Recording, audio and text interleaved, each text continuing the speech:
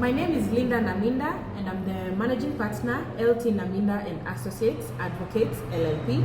We are located in Isinya, and some of the work we do includes family law, employment law, and many others. This is Mother's Day month, and today I'm joined with one of our clients who has several questions about the family. Karibu sana Njina. Tell the audience who you are and what you do for a living. Thank you very much, Madam Linda. My name is Elizabeth. I'm actually a HR practitioner, and in the process of doing my work, I've met with a lot of clients who usually have questions regarding the topic that Madam Linda has just introduced, and it will be a pleasure to get more insight on the same. So in my practice of HR, I don't know why people always confuse HR with lawyers. You'll find some people coming up with questions that we are not in a position to answer as HR practitioners, but a lawyer like yourself, you're able to handle that. Like the issue of women at the workplace, yeah? You'll find ladies coming to us and asking what are our rights under the Employment Act, especially when it comes to pregnancy and the general custodiancy department. So I don't know what else you can add on to that. Okay. So first of all, obviously the Constitution under Article 27 provides that there should be no discrimination at all, especially based on gender. So that is the starting point. Men and women should be treated equally. And yes, we have so many matters where you'll find that someone is just promoted because they are a man, or someone is not promoted because they are a lady. So it's something that we're still grappling with.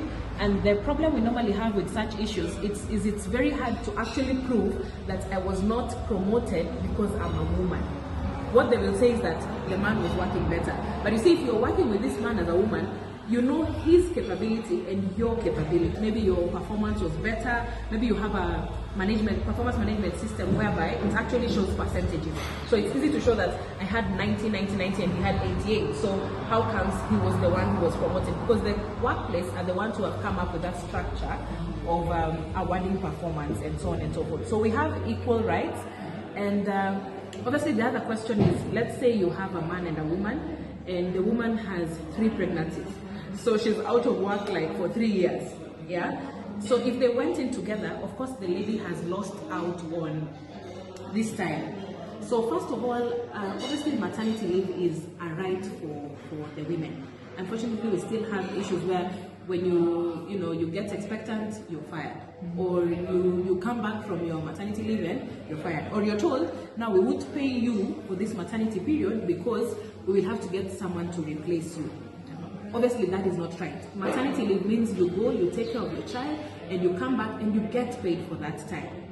So when obviously even as a working mother, you need to ensure that you don't stay well behind, such that when they're coming to appraisals, you miss out. So you work as a woman, you must ensure you work twice as much so that at least, yes, because even when you get to the house, obviously it's the woman who will be doing more of the work. So if you have carried work home, you as the woman, you might not be able to actually do it. So you must work twice as much as the man to be like them. And then most of the time they do half the work we do, yet we don't get as appreciated as they do. So as much as we are the ones giving back and the ones who are the wives at home, we still need to do much more so that we are not left out in appraisals because of now the time that we have lost while taking care of our children. Yeah. And then what are the remedies? For example, if a woman is fired because she's pregnant, we have some crazy employers yes. Just let go.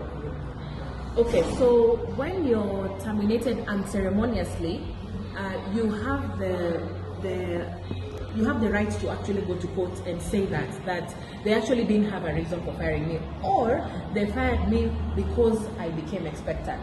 But now, if the termination does not say expressly that we fired you because you had a baby, then you'd have to show that either when you informed them about the pregnancy, then they fired you, and yet your performance has been good.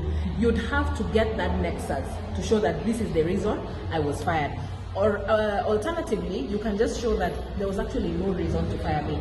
Obviously, we have instances where the company is maybe making losses, and they would have to show that they're actually making losses to get rid of some employees. Like you've seen more universities and so many other companies that are now not doing so well, so they're letting go of their employees. And even then, the employee is given a good package. So that you're told, okay, we're letting you go off, you are permanent and pensionable, but you're going now, but this is what we have for you. So even in those instances where the company is going down and cannot afford you, they should at least give you a good package. So yes, you can go to court. Alternatively, it depends on whether you have a union. Yeah, you've heard of the labor unions. You can actually complain to them, and then they go to court on your behalf. Yeah, so if you're in a certain institution where they are allowed to have or to join the labor union, so they can actually speak for you. So they can get into an agreement for you with the employer, or if you don't have such an arrangement, then you yourself would have to go to the court and actually file the suit for unfair or unlawful termination. But can also a staff go to a lawyer like yourself and also get remedy of the same? Yes, or yes. They must join a labor union? No. You don't have to join the labor union. And sometimes you'll find, like, especially in the private sector, if you're not in a big space, like lawyers, our employees are not in any kind of labor union. So you might find, like, depending on where you work, you don't have that benefit of the labor union. So you have to actually get a lawyer and go to court. Or if you're confident, you can actually represent yourself in court. Yes, it's allowed. Speaking of women, we've handled their issues maybe when it comes to the workplace setup, but we also have like the general society and women, and especially when it comes to pregnancy.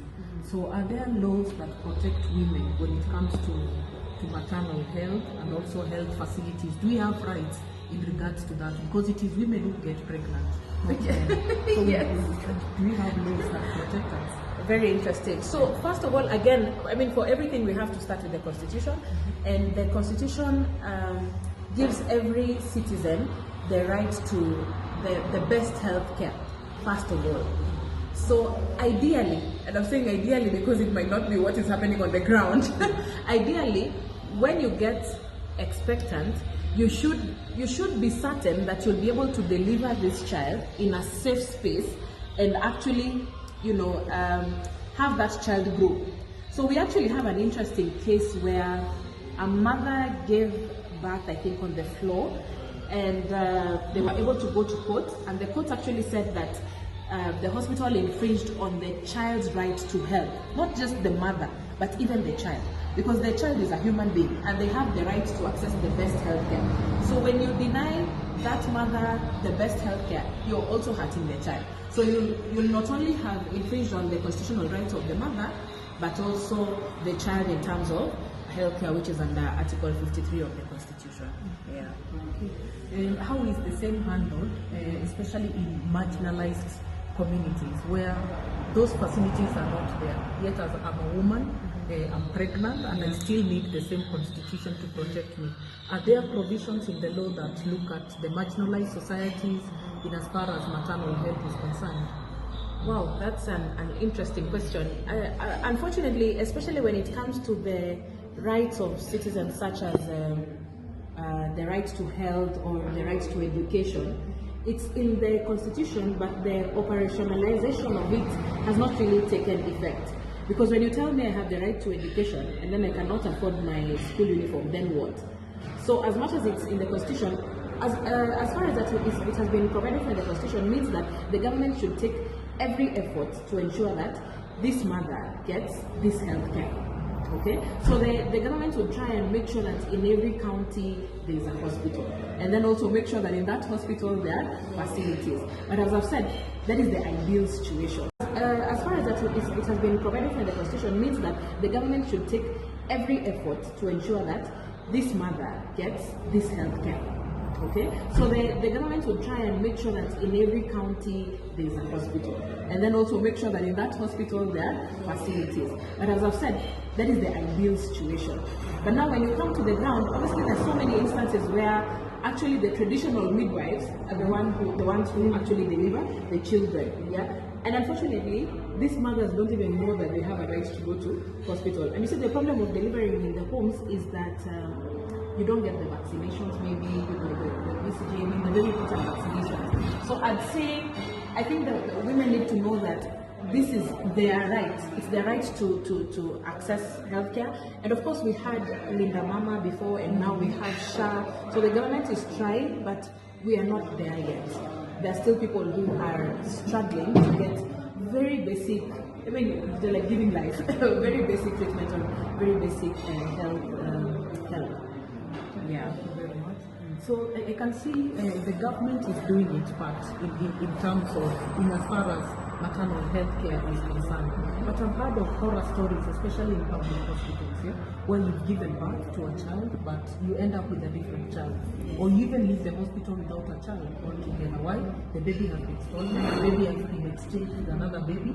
So how do we handle the HR aspect now, in as far as the constitution is concerned? Okay, so that would be the HR aspect inside the hospital. Inside the hospital, yes. So in a hospital setup, obviously we have so many ranks. We have the doctors, we have the nurses, we have the anesthetists, we have the, all these people.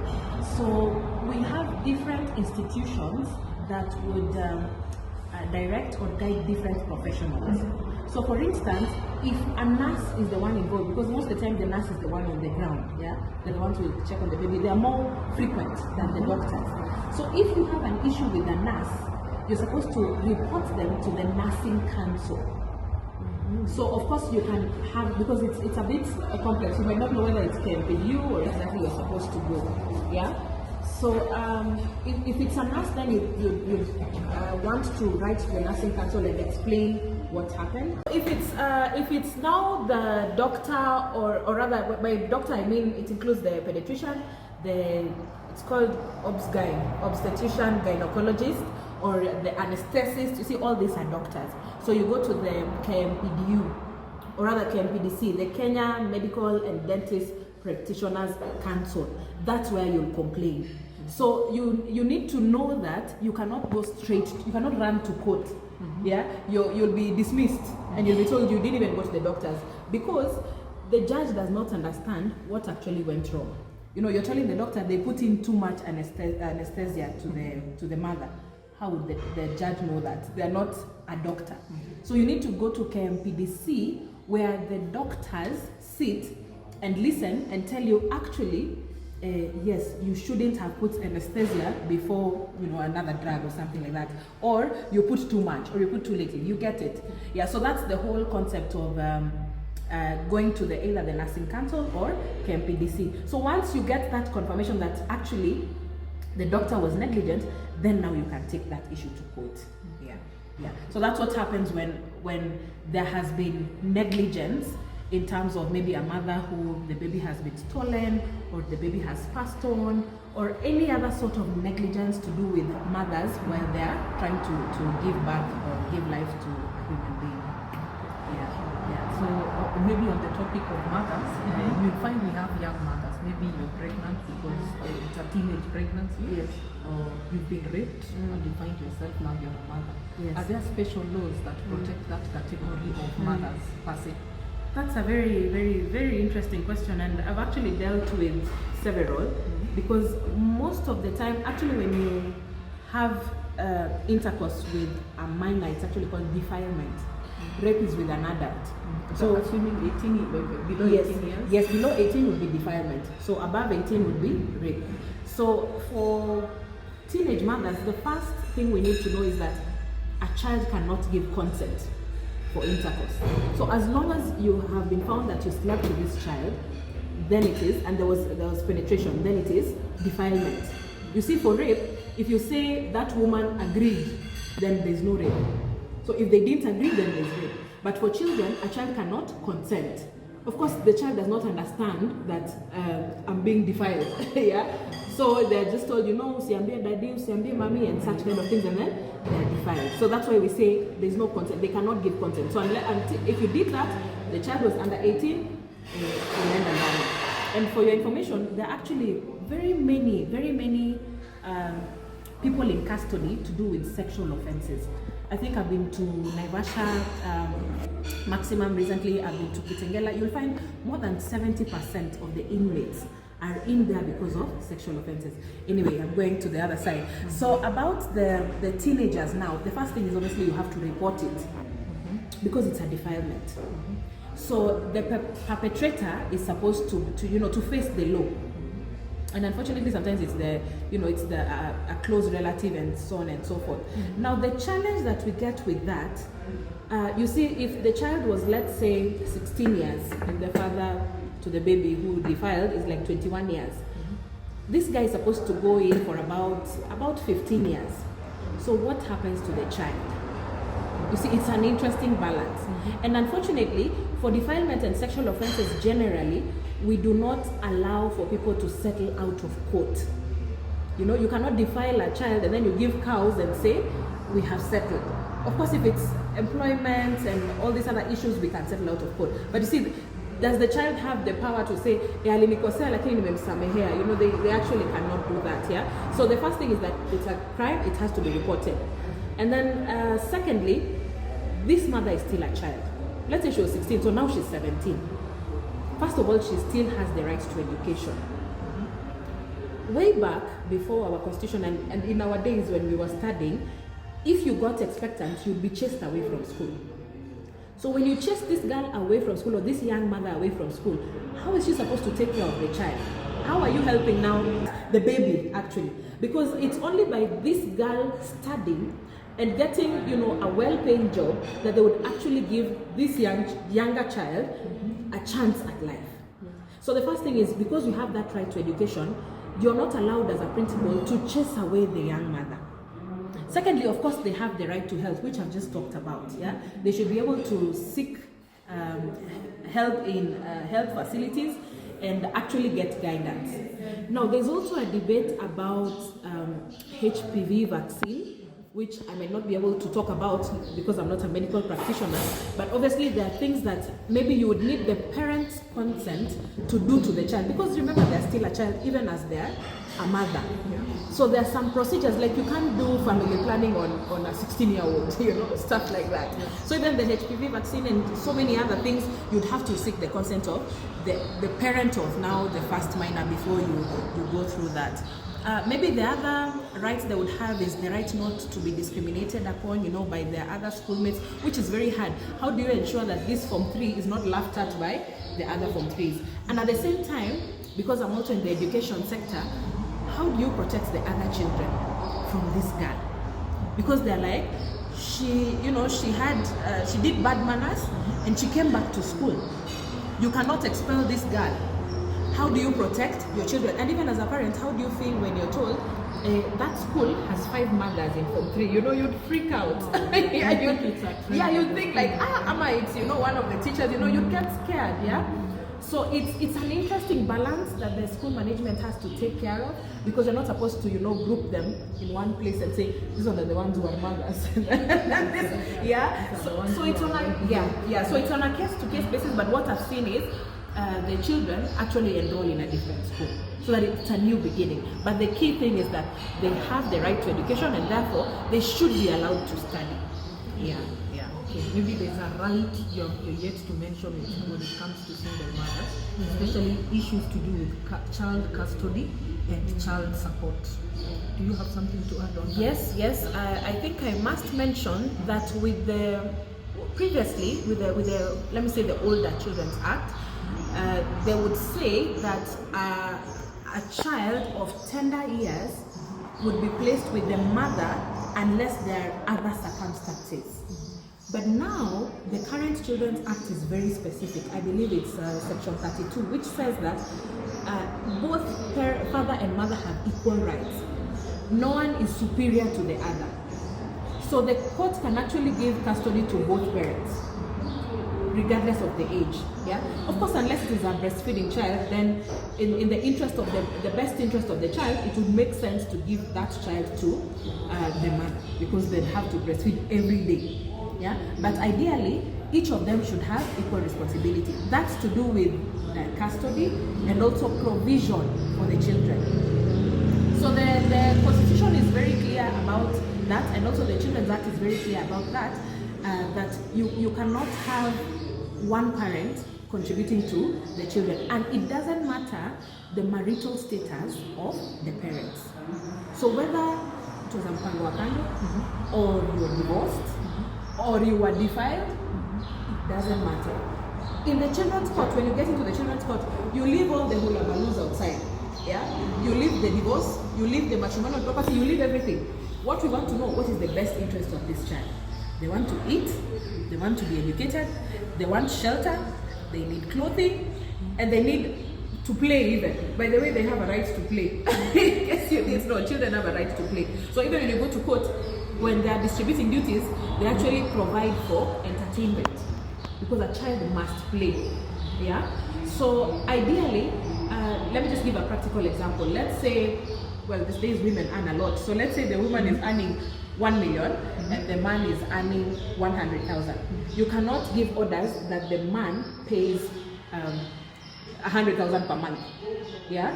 So when you're distributing, if you're saying 50%, you lose a percentage and say, so the lady should give 50%, which is 500,000, and the man should give 50%, which is 50,000. So it's equal, but also equality.